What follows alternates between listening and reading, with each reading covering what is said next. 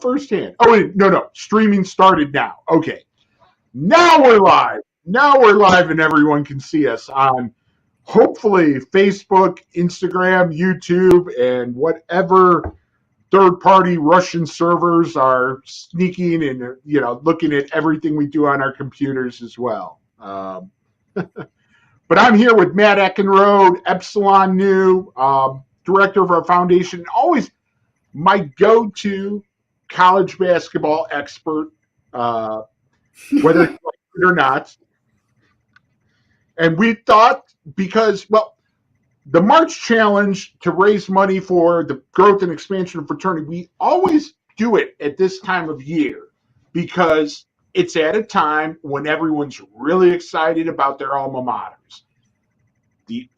Just before the NCAA tournament. The brackets went out last night, and I spent a whole 10 minutes to do some research so I can help our brothers make their choices. But like I said, I'm with the college basketball expert, Matt Eckenrode, the Michigan State Spartan himself. Thanks, Tom. But I thought we'd kind of run through. There's a lot of Cy-Use campuses in the NCAA tournament, and quite frankly, a lot of fun ones. So I thought we'd kind of go through, highlight them, and then even some of our board members, they may have allegiances to other schools, and we thought we'd mention some of those stories as well. I do have an allegiance to two schools. I need to get that out front. And I know your other school is not the Michigan. Who's your second? Anyone who's playing them. That's of course.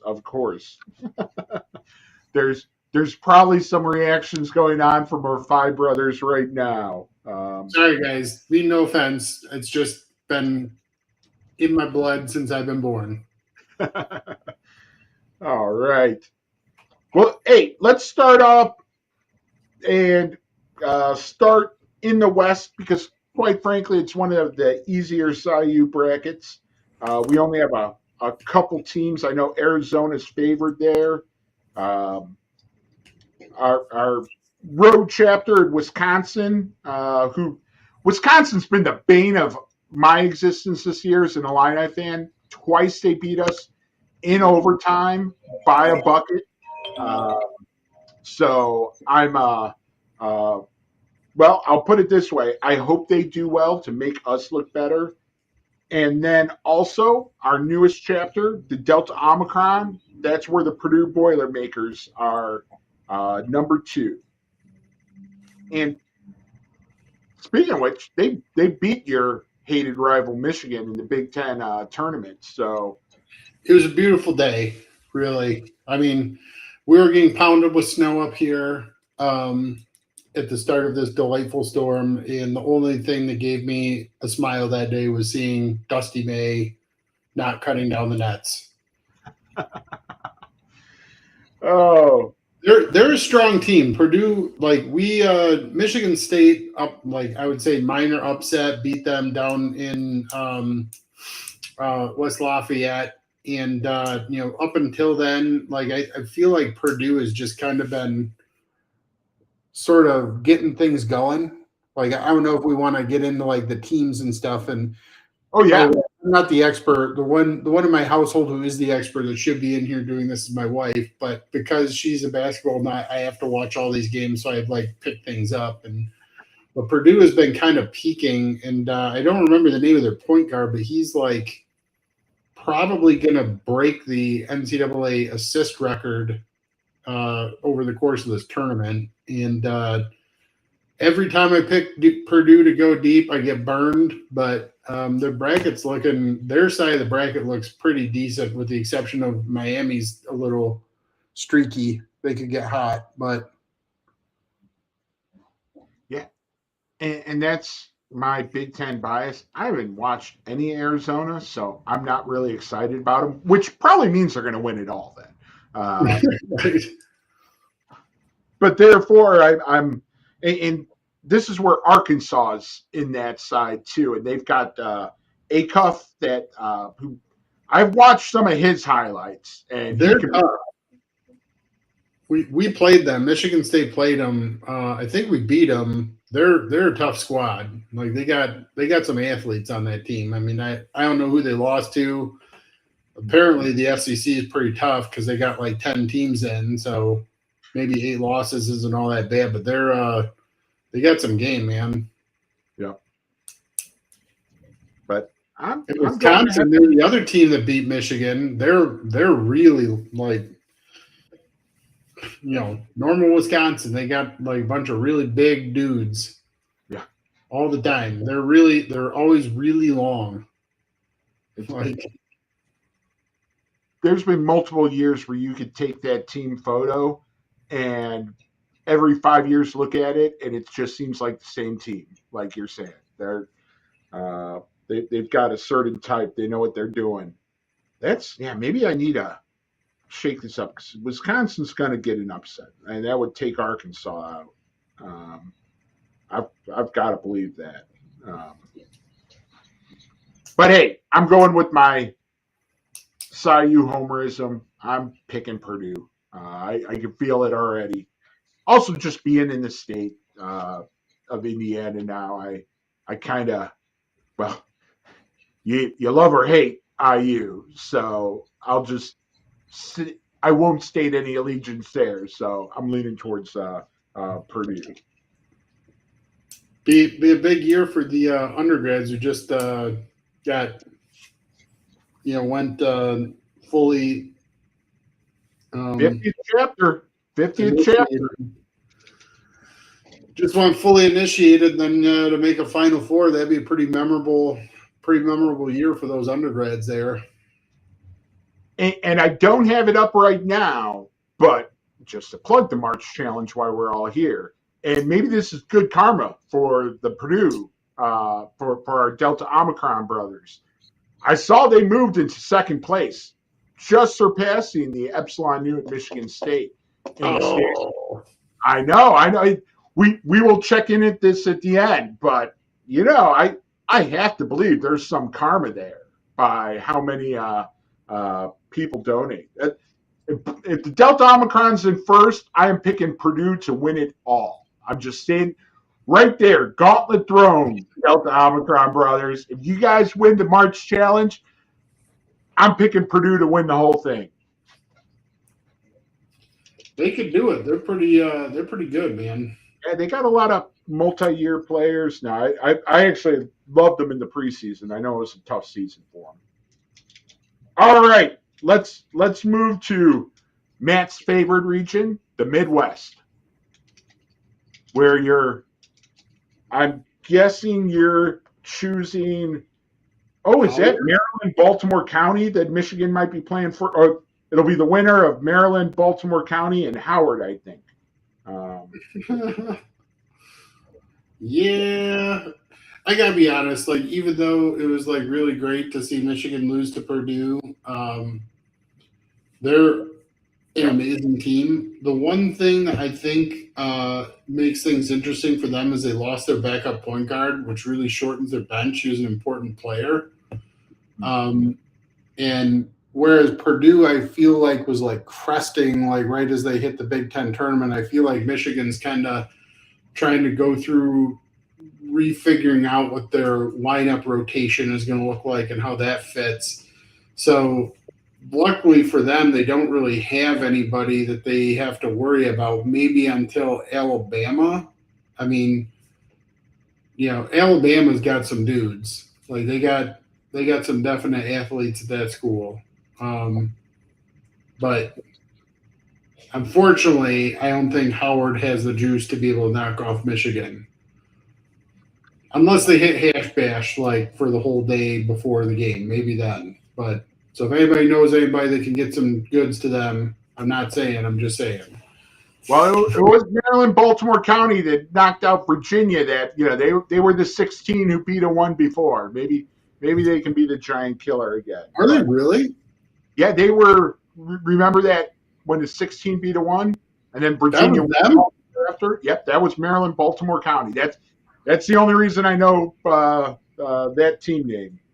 Lightning in a bottle. Yeah. The one thing that was interesting, like listening to those shows, is that everybody was hyping up Iowa State. Haven't seen them play one time. Maybe they could get something going there. That would be, interesting, I guess. But you always got Virginia kind of hanging in the weeds there. That team always plays really good defense. So I don't know. You could see Virginia, Michigan matchup there to go to the Final Four, and I have to say, even though I'd be rooting for Virginia in that scenario, I do think Michigan is going to probably win this region. Well, there's some erasure you're doing. You have not said the name Miami, Ohio yet, and sir, they've only lost one game all year long in their tournament. So I know our Beta Alpha brothers are probably not too happy about that. Jay Riemenschneider's going to be giving you a call. What's interesting is that Miami of Ohio is an 11, and I think they were saying, statistically speaking, 11s have the highest rate of upset over 6s. And I have seen Tennessee play a couple times this year. I have not seen Miami of Ohio, but given that statistic, maybe they do. Maybe they are the team that goes on a run and meets up with Michigan in the Sweet 16. Yeah, they've got they have to play. I forget I think it's Wednesday. They've got a game, but it's in Dayton, Ohio, which is basically just next door to Oxford. So that's a home game for them, and hopefully they'll be matching up against Tennessee. I definitely have that as my pick. Yeah, they'll be playing SMU. But I do have Michigan coming out of there. A little bit of Sayu homerism, a little bit watching them beat up the Big Ten this season. They stole one of our players, Morez Johnson. He actually hasn't been that stellar until he played against Illinois. But I was looking forward to having him on our team this year. So your Final Four so far is Purdue and Michigan coming out of that side? Yep. All right. Are we going to do the Final Four to get to the finals, or are we going to hop brackets here and pick the other ones and then come back and do the Final Four?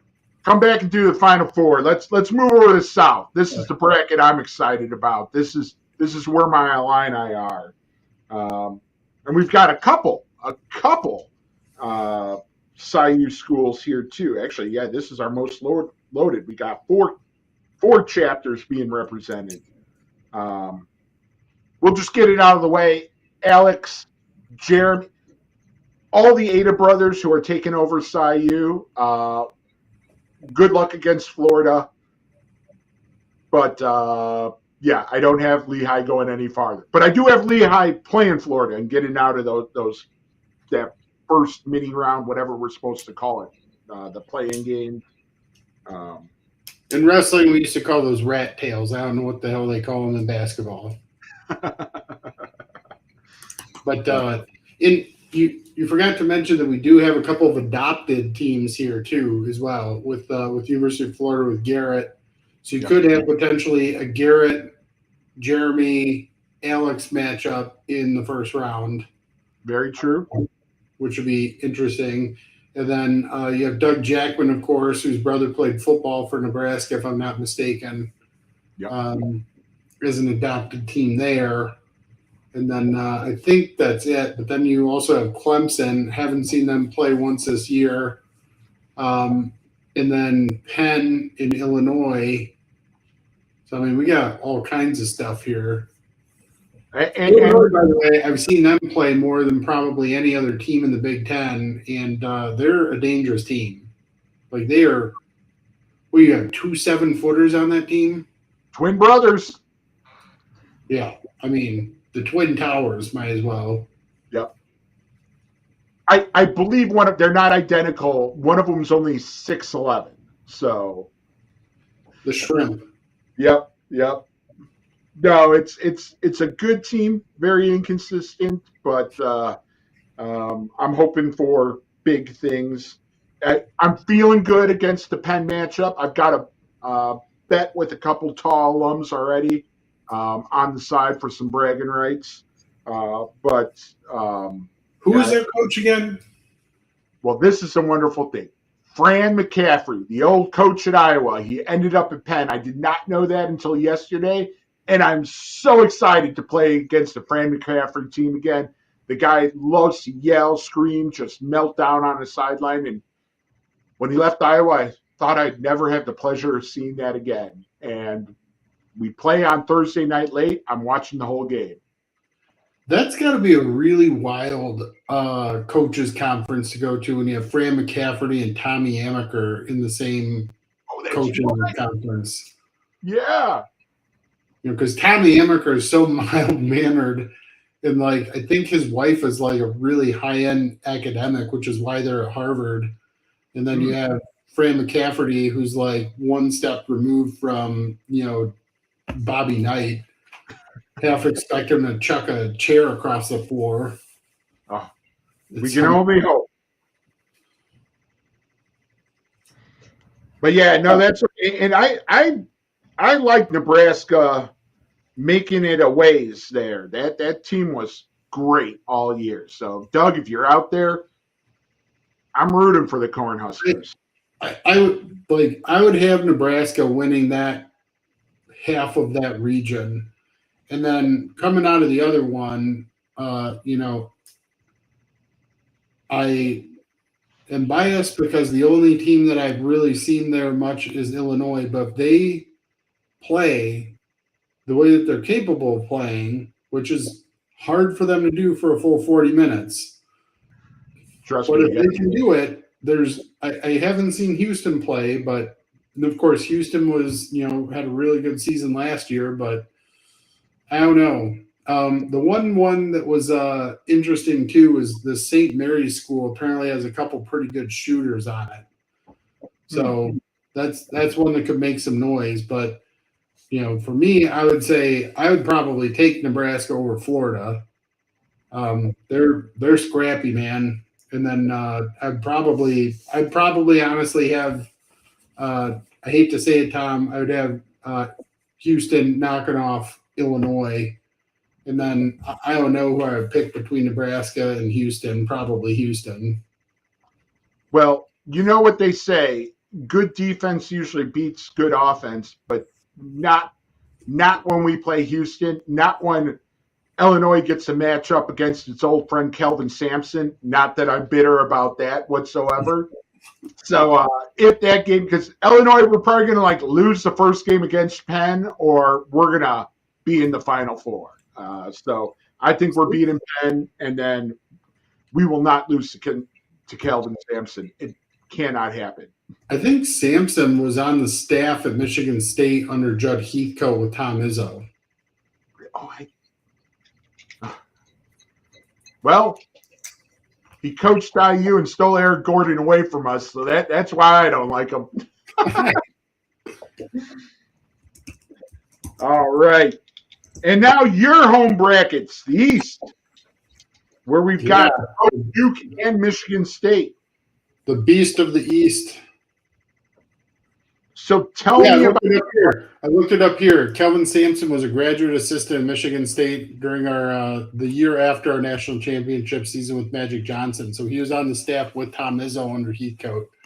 But anyway, this bracket is rough. This is the Blue Bloods bracket. Everyone's here. Yeah, I mean, so I had firsthand experience with Duke. We took them down to the wire. And then, Michigan State's another team where when we're on, we're amazing, but we have this really bad habit of playing with our head up our keister for the first half and then going lights out in the second half. We did that against Michigan. We did that against Duke. And in both cases, what ended up happening is in the last 4 or 5 minutes, they streamed and streaked and pulled away from us. But we have the ability. Fears is an amazing player. He's probably our best player. Our problem is we can't shoot, so we have to rely on defense and fast breaks and rebounds. And then, of course, UConn, they're in a bracket. UCLA, they're a dangerous team. They have former Michigan State player Xavier Booker and a bunch of athletes on that team. They are streaky as hell, though. They could easily lose to UCF, or they could knock off UConn. Then you got Kansas, who's Garrett's adopted team. Yep. Garrett likes too many teams, but I don't. He lives in Gainesville. I don't think he actually roots for Florida Gator basketball. He's an interesting one because his family has deep ties to the Gators, but his mom and her family have deep ties to the Jayhawks. Yeah. And so the way that he grew up, they went to a lot of Kansas basketball games, but a lot of Florida football games. So, and then he chose to go to Penn because obviously it's a better school than either of those two. But not dogging on Florida. I'm just saying Penn's objectively a better school. But way to go out on the limb there, Matt. What's that? Way to go out there on the limb. I know. But the one thing that was interesting listening to these shows, which is true, was so TCU. I've seen TCU play because they, I think they almost beat Michigan, and they may or may not have beaten a couple other pretty high-profile teams. But in that Michigan game, they were pretty good. And Duke picked up an injury. I think they lost one of Boozer's kids. Right, which by the way, it makes me feel really old because I can remember when Carlos Boozer was I think we might have been an undergrad at the same time. I might have been sitting in the stands heckling them when they came up to East Lansing, in fact. And now he has 2 kids on a team. That makes me feel like ancient. Yep. So, but they're injured, so I don't even know what that's necessarily going to look like for them. You haven't even said the name Rick Pitino. St. John's is in that bracket too. I mean, it's a blast. I'm looking forward to those games in the East. Well, we'll have to get through Rick Pitino's old school Louisville to be able to take on whoever wins between UCLA and UConn. And then St. John's, as they knock off Kansas, I mean, they're dangerous. I did watch a St. John's game. They're fast, man. They have some speed on that team. And I'm sorry, Kite-Elts. And the Kite-Out, y'all have been showing up for the March Challenge. You're currently in 5th place, I believe. I appreciate that. But the Spartans are in 3rd. The Epsilon Nu chapter is in 3rd place. So I got to go with green. I'm going Michigan State out of there. But yeah, this one's going to be a bloodbath. It does scare me, like you say. Shooting's not their strong suit, and that's usually going to bite you at some time. But I don't like anyone in the East, and that's a scary thing. Is I think whoever makes it out has a really good chance to win it all. But it's up. Yeah, that one's a bloodbath. You know what? Yeah, I guess I'll go with that one too. I think originally I picked Duke, but you've swayed me here to not go against my alma mater. And just looking at the calendar, we'd be playing Duke or St. John's most likely for the Elite Eight while I'm in Florida, which is reminiscent. That was we'll probably be at my aunt and uncle's place down there, which was the last time we beat them in the tournament, which was pretty great. Wow. Oh, there you go. So, all right, let's talk Final Four. And again, the Homer Tom, I got 4 SIU campuses, Michigan State, Illinois, lining up on one side, and Purdue and Michigan on the other. I would. All right. Will definitely happen. If that happens, here's what I think is going to happen. I think Michigan is going to womp on Purdue in a rematch. I'm sorry. I just think if you give them that much time to figure out their lineup, they're going to put it together. And then Michigan State, Illinois, I think we squeaked one out against you guys last time, but we had to rely on a couple pretty exquisite 3-pointers, which that's just going to be a regression to the mean. I think you could see like a Illinois versus Michigan final if your Final Four came to fruition. Hey, he said it, not me. That's all I'm saying. But yeah, I think I told you this before. Jay Bilas, how do you say his last name? Jay Bilas. Billis. He has MSU playing Illinois in the Final Four. That it was his pick as well. That's insane. Yeah. My Final Four, just so you know, I had Michigan, Duke, Houston, and Purdue. Oh, all right. Not too far off of what I had. But yeah, I'm looking here. I got Illinois versus Michigan. I guess I mean they'll kick me out if I don't pick Orange. I'm not feeling good about it, but yeah, revenge games. That's what it's all about. So this is our year. I am constitutionally prohibited from picking Michigan for winning a national championship in anything, so I will agree with you and go with Illinois in that scenario. I had Houston. Houston. Kelvin. Well, now that I know he was an assistant for like a minute at Michigan State, you're choosing him. I see. He had a cup of coffee in East Lansing. Well, hey, and Matt, you make sure you sign up. But if everyone hasn't seen it yet, we do have brackets on ESPN. We do this every year. We usually get 100, 150 brothers to sign up. Somehow 3 years ago, I won it all. That was the year when it was complete chalk. I think it was 4 1 seeds in. And of course, I win then. SIU March Madness is a group name on ESPN. If you look at Facebook, Instagram, we've got the links there, as well as on the SIU.org website. So sign up and get your picks in before the games start on Thursday. We always give out prizes to the top 3 teams. I've got little tchotchkes around the office. I like to give out some old convention items. Don't worry, I'm not giving away the original Constitution. If you pick a perfect bracket, maybe I'll think about it. But I can probably get in trouble for that. How long is this open for, Tom? The March challenge ends at midnight tonight. Okay. And that's what I was going to plug next. We've talked our basketball. We've given everyone no guidance whatsoever that's worthwhile. Maybe you gave a little bit. Yeah,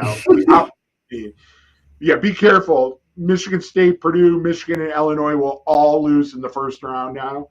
But the March Challenge is what we're doing right now, a friendly competition, chapter pitted against chapter to see who can get bragging rights for the year.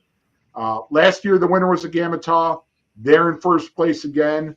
Well, let me look at the standings because let me tell you that Delta Omicron chapter has been rolling lately. And still, Gamatau's in first. Delta Omicron at Purdue is in second. One donor behind is the Epsilon Nu at Michigan State. Just one donor behind. And then tied for fourth, my chapter, the Omicron, and the Chi Delta at Duke, followed by the Xi at Wesleyan, the Beta Beta at Trinity, the Phi Delta at Mary Washington, and the 8 at Lehigh in a 4-way tie for, I guess that would be 5th place. Actually, but I'm doing my math wrong. I was a little wrong. Here's what I was going to say. Friday, we have the Great Lakes Founders Day, and it's going to be a pretty big crowd. Yep. If I don't see Phi on the top 5, you guys are going to hear about it when I give my little chit chat to the group there. And personally, to all my friends watching, if you don't chip in to get us above, the Gamatau and the new Purdue chapter, that stinks. Give $100. Let's make it happen. Get above these people. And I saw a couple guys that I recognized from your era. Pat Armstrong, Kevin Gobbold. They were two early donations along with you. So I always love seeing names of people I remember from a while back. Yeah, Pat's up living in Wisconsin, from what I understand at this point, and Godbold is right in the heart of basketball country over there in Chicago. In fact, Godbold lives across the street from my sister, believe it or not, in Chicago. Oh wow! Yeah, right. So two evergreen guys there. They'll support us forever, I think. Good man. They embody SIU for life. Now we just need to get Kotsis and some of those other guys to chip in. And I'm going to get to work after this. We've had quite a few gifts come in. Liz Andreessen, Arden Bickner, the Archon former Archon of the Delta Omicron when they were installed. I think this is Soze, Tina Lackinger from the Epsilon Iota. Always great to see her name. James Hinsey from the Epsilon Iota made a gift recently. A lot of names here from that Delta Omicron. They were making a run right here. Riley, Luca. Sorry, it's hard. I've been talking up Purdue too much. They're doing their part. I knew it. They were. I think they were waiting. They're playing a slow game. That's what they learned from Keedy. Those sandbagging sons of guns. But all right, yeah. Oh, Evan Terry, thank you. He made a gift recently. Robin Stefan from the Iota chapter. That's one of the campuses we're looking to come back to, Kenyon College. We're talking with that alumni association. If you're an Iota brother, Ian Rowan, he's serious. We want to come back. We're getting some work done at the lodge, but I'm hoping we'll be back at Kenyon soon.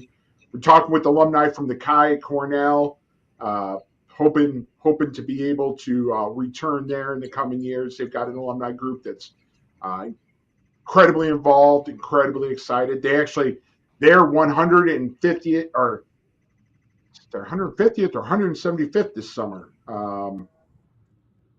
They have a big reunion this summer. I feel terrible. I can't remember it off the top of my head, but they're doing something there in Ithaca.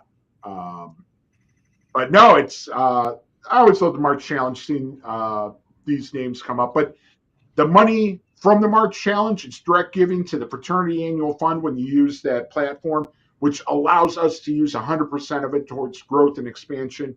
What I really want to do this year, next year, is hire a growth coordinator to help with that. Did you see Jonathan's info come through? No.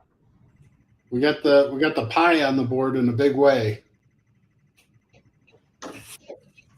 What's he texting us? Yeah. All right. Oh, yep. Sorry.